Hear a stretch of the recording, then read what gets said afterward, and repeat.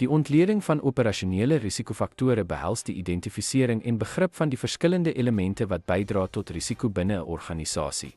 Deur hierdie faktore te evalueer, kan bestuurders strategieë ontwikkel om potensiële operasionele ontwrigtings te verminder.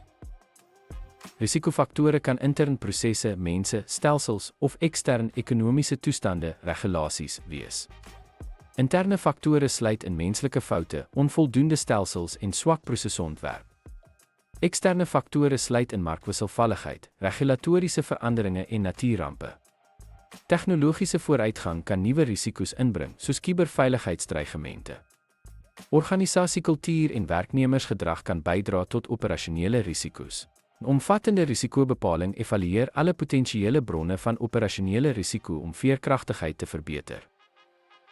Deur operasionele risikofaktore te identifiseer en te analiseer, kan organisasies potensiële bedreigings proaktief aanspreek.